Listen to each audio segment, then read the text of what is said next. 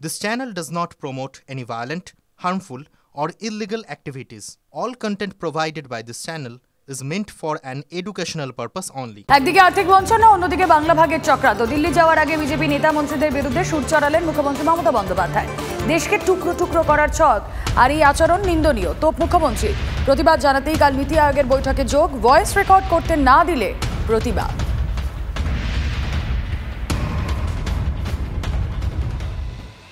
From minister to BJP party, এমনকি বাংলাকে ভাগ করার চক্রান্ত। একদিকে হচ্ছে ইকোনমিক ব্লকেড, অন্যদিকে হচ্ছে জিওগ্রাফিক্যালি ব্লকেড, পলিটিক্যাল ব্লকেড, এবং বিভিন্ন দিক দিয়ে ঘিরে টুকরো টুকরো করে দেওয়ার দেশকে যে পরিকল্পনা।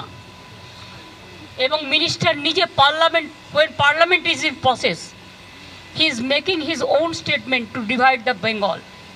We strongly condemn this attitude. Divide Bengal means divide our country India. We don't support this. To record our voice, আমি জাস্ট যাচ্ছি, কিছুক্ষণ থাকবো, ভয়েস রেকর্ড করতে দিলে রেকর্ড করব, না হলে প্রতিবাদ করব, করে বেরিয়ে আসবো। বাংলা বিহারের 5 জেলা নিয়ে কেন্দ্রশাসিত অঞ্চলের দাবি বিজেপি সাংসদ নিশিকান্ত দুবে। গতকাল সংসদের পর আজ ফের মুখ খুললেন। মালদা মুর্শিদাবাদের সঙ্গে বিহারের কিষানগঞ্জ, আরারিয়া, কাটিহার 5 জেলায় জনবিন্যাস বদলের অভিযোগ এনে সওয়াল নিশিকান্তের। বিজেপি সাংসদের দাবি, এলাকায় সংখ্যালঘুদের সংখ্যা উত্তরোত্তর বৃদ্ধি পাচ্ছে। কেন্দ্রশাসিত অঞ্চল না হলে হিন্দুদের অস্তিত্বই থাকবে না। जो लैंड है, आदिवासी संथालपना टेनेंसी एक्ट है, जो ये कहता है कि आदिवासी की जमीन आदिवासी के पास रहेगी, कोई जमीन की खरीद बिक्री नहीं हो सकती, उसका भी पूरा वायलेशन हो रहा है। वेस्ट बंगाल की गवर्नमेंट अब झारखंड में लोगों को जो है विस्थापित करने का एक बड़ा खेल कर रही है। तो आपके पास क्या है, पूरा किशनगंज, कटिहार, पूर्णिया, अररिया, इधर से मालदा और मुर्शिदाबाद, उसकी हालत खराब हो गई। और संथालपना के 6 जिले हैं, तो इन सबों को काट कर एक यदि यूनियन टेरिटरी यदि नहीं बनाइएगा तो हिंदू पलायित हो जाएंगे और आदिवासियों की संख्या ऐसी हो जाएगी कि फिर पता चलेगा कि विलुप्त होती कोई जनजाति है तो वो आदिवासी। সুকান্ত মজুমদার বাংলাকে ভাগ করতে চাইছে, আমরা এটা মানব না। একজন মন্ত্রী হয়ে কি করে বলে যে মিনিস্টার নর্থ ইস্টার্ন চার্জে রয়েছে, সে কি করে বলে বাংলা ওভাবে ভাগ করা যায় না? কাল নিশিকান্ত দুবে বলে যে 2টো ডিস্ট্রিক্ট নিয়ে আর বিহারের 3টে ডিস্ট্রিক্ট নিয়ে আলাদা করে ইউনিয়ন টেরিটরি হবে। বাংলা কি খেলার পুতুল নাকি? যার মর্জি হবে সে ভেঙে দিয়ে চলে যাবে, আর বাঙালি কি বসে থাকবে নাকি? আজকে বিজেপি তো অ্যান্টি বেঙ্গলি, তাই জন্য এই সমস্ত কথা বলছে, অ্যান্টি বেঙ্গল কথা বলছে। আমরা ওর পদত্যাগ চেয়েছি। তেলের শিশি ভাঙলো বলে কুকুর ওপর রাগ করো, তোমরা যেসব ধেড়ে খোকা বাংলা ভেঙে ভাগ করো, আজ আবার বাংলা ভাঙতে চাইছো।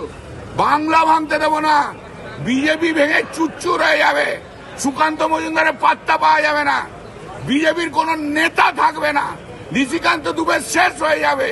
বাঙালি বাংলা ভাগ করতে দেবে না, দেবে না, দেবে না। নিশিকান্ত দুবে একেবারে ফর্মালি সাম্প্রদায়িকতার দোষে দুষ্ট করে বাংলাকে খণ্ড করে, বিহারকে খণ্ড করে বাংলা বিহার সংযুক্তির একটা বন্দোবস্ত করতে চাইছেন। বিচ্ছিন্নতার মনোভাবে বিজেপিতে কি লর্ড কার্জনের ছায়া? লর্ড কার্জনের ছায়া দেখা যাচ্ছে বলে আমার মনে হচ্ছে। অপারেশন বালকানাইজেশন আমাকে মনে করিয়ে দিচ্ছে। খুবই দুর্ভাগ্য, এর বিরুদ্ধে আমাদের সবাইকে রুখে দাঁড়াতে হবে। বাংলা ভাগের যে কোনো চক্রান্ত আমরা রুখবই। কাল নীতি আয়োগের বৈঠক, যোগ দিচ্ছেন মমতা বন্দ্যোপাধ্যায়। নীতি আয়োগের বৈঠকে নেই ইন্ডিয়া জোটের 7 মুখ্যমন্ত্রী। কথা দিয়েছিলেন তাই বৈঠকে যোগ দেব, জানিয়েছেন মমতা। কালকের বৈঠকে থাকবেন ঝাড়খণ্ডের মুখ্যমন্ত্রী হেমন্ত সোরেন। আমি আগে যেহেতু সিদ্ধান্তটা নিয়েছিলাম যে যাব বলে জানিয়েছিলাম, কিন্তু এদের যে আচরণ, তারপরে আমাদের স্পিচ পাঠাতে বলেছিল 7 দিন আগে, রিটিন স্পিচ, তারপরে বাজেট হয়েছে। বাজেটেও যেভাবে বাংলা সহ অপোজিশন স্টেটগুলোকে টোটাল বঞ্চনা করা হয়েছে, বিমাতৃসুলভ আচরণ করা হয়েছে, তার জন্য আমরা এই ডিসক্রিমিনেশনটা, এই পলিটিক্যাল বায়াসনেসটা মেনে নিতে পারছি না। চেষ্টা করব আমার স্টেটের হয়ে কথা বলা, এবং আমি যত জানি হেমন্ত যাচ্ছে ওর স্টেটের হয়ে কথা বলবে। সুতরাং আমরা on behalf of us will speak for everybody. Now the picture is very clear that after the union budget, India alliance parties are very much agitated because the government had done injustice to the states, most of the states where India alliance is ruling. Clear discrimination. Therefore, we are not going to participate. I think that Mamata ji will not attend. That's what my understanding. কেসি বেণুগোপালের বক্তব্য আপনারা শুনলেন, যেখানে তিনি বলছেন আশা করি মমতা বন্দ্যোপাধ্যায় কালকের এই নীতি আয়োগের বৈঠকে যোগ দেবেন না। এবং এই নিয়ে বঙ্গ বিজেপি নেতৃত্ব কি বলছেন শ্রমিক ভট্টাচার্য, কি বলছেন বঙ্গ সিপিএম এর নেতা সুজন চক্রবর্তী, শুনুন। সাধারণত আমাদের মুখ্যমন্ত্রী মমতা বন্দ্যোপাধ্যায় তো কেন্দ্রের ডাকা কোনো বৈঠকে যোগ দেন না। তো যদি সুমতির উদয় হয়ে থাকে তাহলে পশ্চিমবঙ্গের প্রান্তিক মানুষ উপকৃত হবে। আমরা চাই এই যুক্তরাষ্ট্রীয় ব্যবস্থা শক্তিশালী হোক, সংঘর্ষ নয় সমন্বয়ের মধ্যে দিয়ে রাজ্যের সার্বিক উত্তরণ। এটা জোট না সান্ধ্যকালীন একটা রাজনৈতিক রূপচর্চা, সেটা নিয়ে তো মানুষের মনের সবচেয়ে বড় প্রশ্ন আছে। যেতে পারি কিন্তু কেন যাব কিন্তু যাব না, এই দোলাচলের চিত্তহীনতায় মমতা ব্যানার্জি আনপ্রোটেস্ট বাকিরা সবাই মিলে ঠিক করলেন নীতি আয়োগের বৈঠকে যাবেন না। আর ঠিক সেই সময়তে নীতি আয়োগের বৈঠকে কখনো যাননি যে মমতা, তিনি ঠিক করলেন তিনি নাকি অনপ্রোটেস্ট নীতি আয়োগের বৈঠকে যাবেন। এটা না বোঝার কোনো কারণ নেই। এখানে মমতার হাজিরা আসলে কোনো না কোনোভাবে মোদিজির কাছে একটা সদর্থক বার্তা দেওয়ার জন্য যে আমিও কিন্তু সাইডে সাইডে আছি। এটা ওনার যখন যেখানে যেমন পোষায় তেমন মনোভাব। লোকসভা নির্বাচনে 29টি আসনে জিতলেও তৃণমূলের মাথা ব্যথার কারণ একের পর এক পুরসভায় খারাপ ফল। তৃণমূলের অন্দরে বিভীষণ কারা, এবার জানতে দলের নেতা এবং অন্যান্য জনপ্রতিনিধিদের নিয়ে সাংসদ বিধায়কদের কাছে লিখিত রিপোর্ট চাইল অভিষেকের ক্যামাক স্ট্রিটের দপ্তর। এই রিপোর্ট দেখে চূড়ান্ত সিদ্ধান্ত নেবেন তৃণমূলের সর্বভারতীয় সাধারণ সম্পাদক অভিষেক বন্দ্যোপাধ্যায়।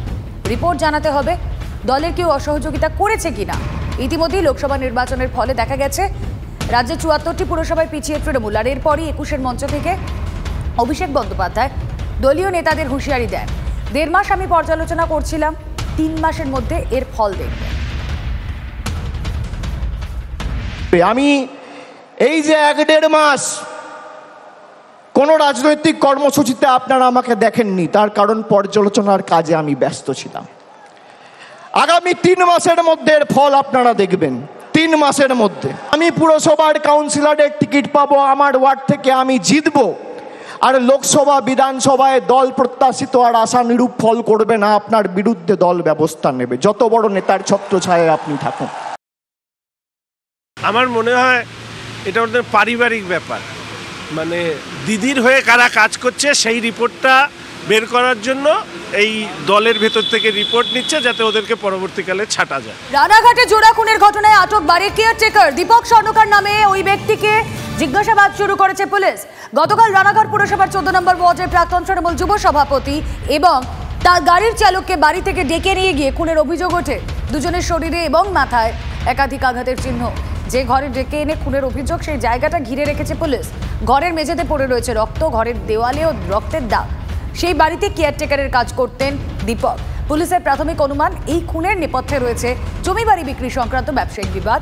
কে বা কারা খুন করলো যুব তৃণমূল নেতা এবং তার গাড়ির চালককে? কেনই বা ওই বাড়িতে গিয়েছিলেন যুব তৃণমূল নেতার কারা ওই বাড়িতে যেতেন, খতিয়ে দেখছে পুলিশ।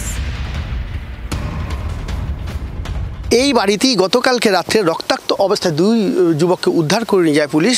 উদ্ধার করে নিয়ে রানাঘাট মহকুমার হাসপাতালে গেলে সেখানে চিকিৎসকরা তাদের মৃত বলে জানায়। এরপরই এই এলাকায় পুলিশ মোতায়েন করা হয়েছে, বাড়ি ঘিরে রাখা হয়েছে, তদন্ত শুরু করা হয়েছে। কি কারণে খুন এখনো পর্যন্ত স্পষ্ট নয়। আমরা নাম শুনেছি, এইখান দিয়ে আসতো উনি, 1-8 দিন দেখেছি ওনাকে আসতে এদিকে। ইনি এখানে করতে আসতো, এইগুলো এই যে জমি বিক্রি হয়তো ঘুরতে টুরতে বা জমি কিনতে আসতো। আমরা ঠিক সঠিক কিনার ব্যাপারটা আমরা উনি শুনেছি যে ব্যবসা করতেন, কি ব্যবসা করতেন এটা আমরা বলতে পারবো না। হ্যাঁ শুনেছি, বলে এখানে বলে আসতো, এমনি এটুকে শুনতাম, মাঝে মধ্যে আসতো। আমরা তাও আমরা জানি না, আমরা তো ওইদিকে বাড়ি। সন্ধ্যাবেলার দিকে যত ছেলে পেলে এসে এখানে মদ টদ খাওয়া খাই, মানে খুব আড্ডা হয়। হ্যাঁ হ্যাঁ, আমরা এসছি তো, বাড়ি করেছি প্রায় 7-8 বছর হয়ে গেছে, তো আছি বেশি দিন হয়নি, মানে 8-9 মাস হয়েছে। কিন্তু সন্ধ্যাবেলার দিকটা এখানে দেখছি বাইরের থেকে ছেলে আসছে, হ্যাঁ গাড়ি ভরে লোক আসছে, এখানে আড্ডা মারছে, মদ টদ খাচ্ছে, কিন্তু এরকমটা হবে কোনোদিন ভাবতে পারিনি। যেমনটা রাজনৈতিক নেতৃত্ব মুখে কুলুপ দিয়েছেন, তেমন সাধারণ মানুষের কোনো প্রতিক্রিয়া মিলছে না এবং পুলিশের পক্ষ থেকে তদন্তের নাম করে বিষয়টি ধামাচাপা দেওয়ার চেষ্টাও হচ্ছে কিনা তা নিয়ে উঠছে প্রশ্ন। নদিয়া থেকে ক্যামেরায় তুষার সাথে মধুকুণ্ডু, TV9 বাংলা। প্রায় 13 বছর ক্ষমতায় থাকার পরেও যেহেতু প্রতিহিংসার রাজনীতিতে তৃণমূল বিশ্বাস করে না বলে আজও কিন্তু বিরোধীদের হাতে বা বিরোধী পরিচালিত দুষ্কৃতীদের হাতে তৃণমূল কংগ্রেসের কর্মী এবং নেতৃবৃন্দকে সবথেকে বেশি আহত বা নিহত হতে হচ্ছে।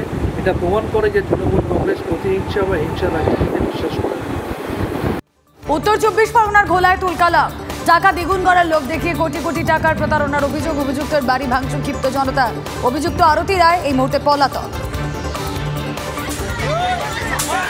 উত্তর 24 পরগনার ঘোলায় তুলকালাম, আপনারা যে ছবি দেখছেন এই মুহূর্তে TV9 বাংলা। টাকা দ্বিগুণ করার লোক দেখিয়ে প্রতারণা, আর তারপরে হাতে বাঁশ লাঠি নিয়ে বিক্ষোভ। লোন 50,000 তুলে দেয়, 20,000 টাকা দেবো, দিয়েছি, এখন আমাদের 1 টাকাও দেয়নি। আর ঘরে যা জমানো ছিল তাও সব নিয়ে গেছে, বলছে সুদ দেবো, তা আমাদের কিছু দেয়নি, শুধু পালিয়ে গেছে। কি চাইছেন আপনারা? সবাই গরিব মানুষ, প্রায় সবাই গরিব, সবাই বাচ্চাদের পড়াশোনা করতে পারে না, কাজ করে খায়।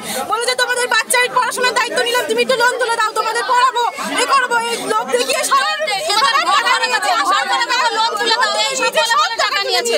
পালিয়ে গেছে।